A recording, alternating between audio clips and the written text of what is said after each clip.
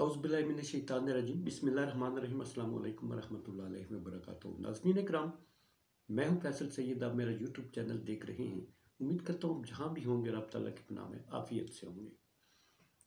ناظرین، عمران خان کی بڑی کامیابی، بڑی خوشخبری، رات گئے بڑی خبر، بریکنگ نیوز، اس پہ بات کرتے ہیں جی۔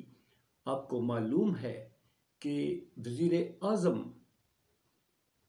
کی دوڑ میں بہت لوگ شامل تھے اور اس میں طرح طرح کے نام شامل ہوتے رہے، یہاں تک کہ جوڑ توڑ کا سلسلہ عروج پر پہنچ گیا، کچھ خریدار پہنچ گئے۔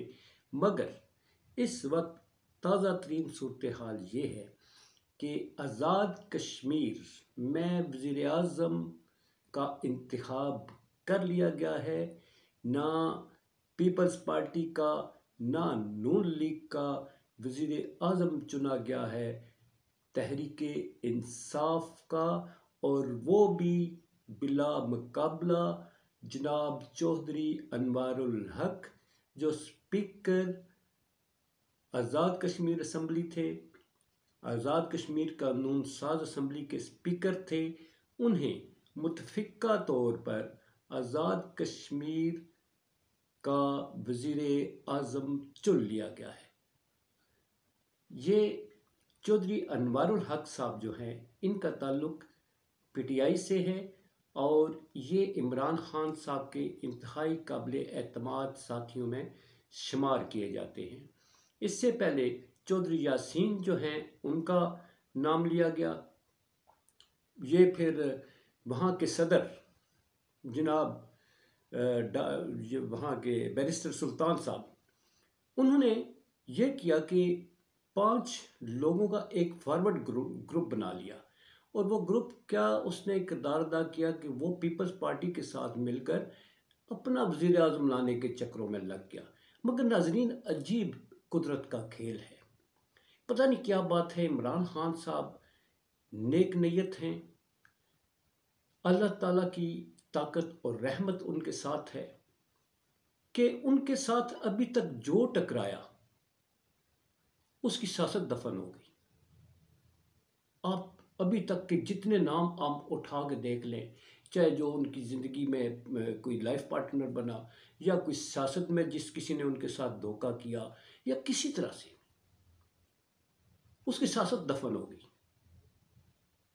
یہی حال صدر آزاد جموں کشمیر بیرسٹر سلطان صاحب نے عمران خان صاحب کو دھوکہ دیا، اپنے 5 ساتھیوں کا فارورڈ گروپ بنایا، پیپلز پارٹی کے ساتھ مل گئے۔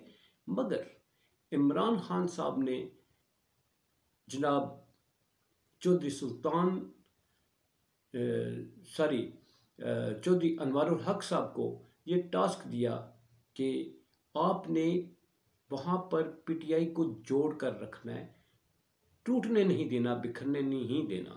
تو یہ فریضہ انہوں نے بخوبی سر انجام دیا، اور یوں آج جب کاغذات نامزدگی داخل ہوئے تو جناب چودھری انوار الحق صاحب کے مقابل کوئی اور کینڈیڈیٹ سامنے نہیں آیا۔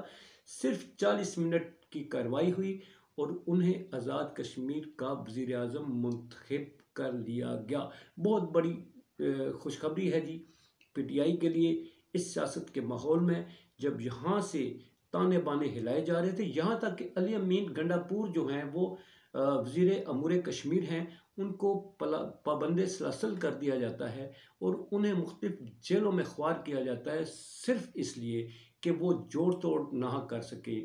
وہ پی ٹی آئی کو وہاں جو اس وقت بکھر رہی ہے، جناب بیرسٹر سلطان صاحب جس کے سرکردہ لیڈر تھے بکھیرنے کے لیے، ان میں جناب علی امین گنڈا پور کوئی رول پلے نہ کر سکے۔ جس دن وہاں پر یہ فارورڈ بلاک بنتا ہے، اسی دن علی امین گنڈا پور کی ضمانت لے لی جاتی ہے۔